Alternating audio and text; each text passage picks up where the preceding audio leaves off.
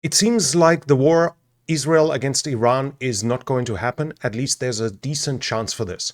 There are new informations now after several hours. When I did my video yesterday about the attack that happened in Iran, it was just 30 minutes in the past. And at that point, the news still indicated that the nuclear facilities had been struck by Israel, and that would obviously leave Iran very little choice but to strike back against Israel. By now, it looks more like a limited attack that will allow both sides to avoid further escalation if they choose to do so. In this video, we are going to talk about that little that we know as of now and how we can put this into context.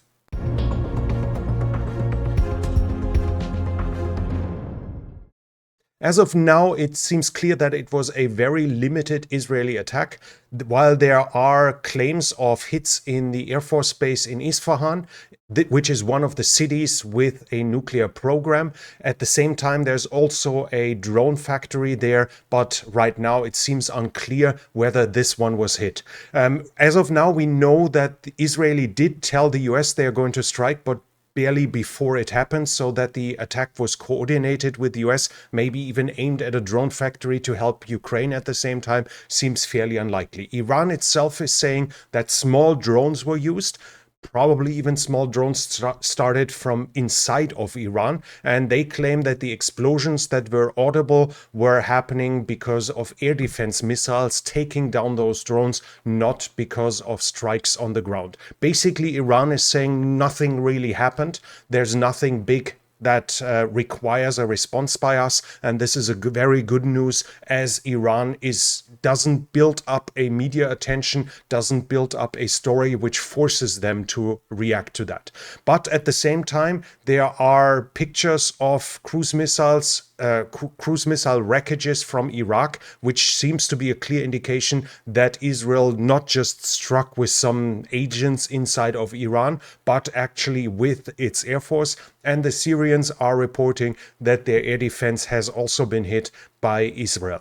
Should Iran, the whole attack was supposed to show Iran, we don't want an escalation. That's why we use a limited amount of weapons, and this is not forcing Iran to strike. Iran had in its previous attack against Israel, it has proven that they dare to attack Israel itself. They proved to Israel that their missiles have the range to strike Israel, and they showed that their missiles are accurate enough to hit more or less what they want to hit. At the same time, they showed that unlike conventional explosives, theoretically, those missiles could carry nukes at the same time.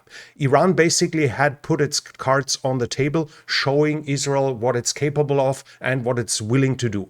By doing that, Iran crossed a red line, and for the first time in over 30 years, Israel was attacked by a state, not by a non-state actor, by a terrorist, but by a nation state itself. This forced Israel to react, as it meant that in the future further attacks by Iran were to be expected. Israel had no choice but to react to that, to create a balance of deterrence again, to show that they have the stronger cards, that they are able to escalate further than the opponent is. Israel has now responded and showed itself what they also can. They dare to attack Iran, which has so far not happened with the Israeli missile or force or with the Israeli Air Force.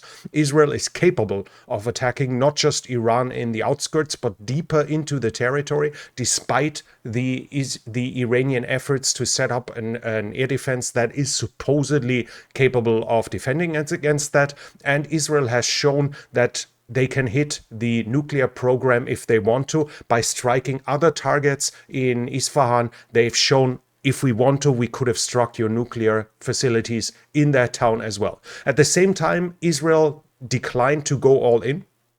That means they didn't force Iran to do a full reaction to this. Right now, it seems that there are no demands, no public demands for retaliation against Iran. The Iranians even claim that basically nothing happened, and even the oil markets have already stabilized again. Iran felt forced to react to the Israeli attack on its consulate very hard, as they felt the need to draw a red line. So far, they said Iran declined to ever attack Israel directly. They only ever used its proxies. But with the Israeli strike on the Iranian consulate, they felt that this was a step too far by Israel, that Israel had attacked sovereign Iranian territory. So they had to strike Israel to show them, you can't do everything. We will react at some point. That forced Israel to react, to show Iran, attacks on Israel are not simply going to be accepted. We will have to strike back if you do this. Both sides have now proven each other what they are capable of. Both sides have proven each other that they are willing to go the whole way if they felt the need. But both sides designed their attacks to a degree that the damage didn't force the other side to open up a full war. Obviously, Iran's strike was much, much more massive. And if the air defense hadn't been that successful, the damage would have been massive on the Israeli side. So it's wrong to claim that this was just a slap on the wrist, that this was just an Iranian demonstration. Iran was kind of forced to strike in that big size because of the Israeli defense, to make sure that at least some goes through. But if the air defense had been less successful, then a huge number of victims would have been possible in Israel. But luckily this didn't happen. So while Israel was forced to strike back, they didn't feel forced to go all in to start a wider war. And theoretically by now the balance is re-established, and both sides have drawn red lines. And if both sides choose to do so, they now have the ability to have all of this end as of now, at least at this very point. So right now, we do not have to expect Iranian strikes against Israel. Obviously, they are still possible. It's possible that Iran decides that after all, they still are going to strike Israel again. But at least from what we see so far, there is no dire necessity for Iran to prove something again, as they basically claim that was just fireworks, nothing serious, nothing seriously happened, while we can be sure that Iranian leadership has received the message that Israel is willing and capable to strike Iran in its heart if they dare, if they want to.